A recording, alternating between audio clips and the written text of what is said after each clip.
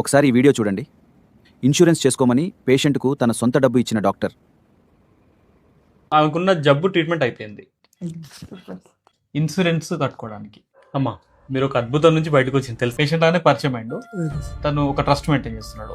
తను ఎవరికి కనబడకుండా కొంచెం హెల్ప్ చేస్తాడు. కానీ నేను ఇచ్చే హెల్ప్ అనేది దేనికోసం? హాస్పిటల్ బిల్ కట్టడానిక కాదు. నేను ఇచ్చే హెల్ప్ ఇన్సూరెన్స్ అంటే తెలుసా? ఇన్సూరెన్స్ కట్టుకోవడానికి.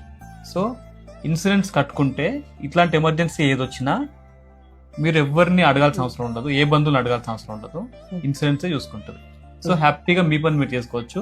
బడ్జెట్ గురించి టెన్షన్, నిన్న ఈ 2 రోజుల్లో బడ్జెట్ గురించి టెన్షన్ పడ్డరా లేదా? పడ్డరు కదా, స్ట్రెస్ తీసుకుంటారు కదా. ఈ స్ట్రెస్ ఉండొద్దు కదా. దానికోసం నా తరఫున ఇన్సూరెన్స్ తీసుకోమని చెప్పి నేను డబ్బులు ఇస్తున్నా. దాన్ని ఇన్సూరెన్స్ తీసుకోవడానికి మాత్రమే వాడండి. మా ఫ్రెండ్ ఇచ్చే డబ్బులు కావాలంటే మీరు హాస్పిటల్ బిల్కి వాడుకోండి. 10,000 ఇన్సూరెన్స్ కరెక్ట్ వస్తుంది.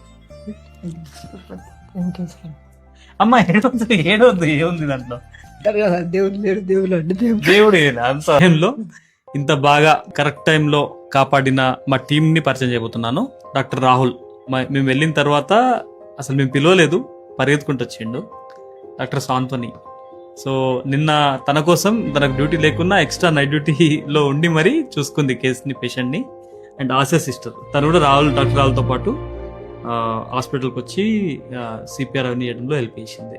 Thank you for your support. కాపాడుతున్నందుకు చాలా సంతోషం.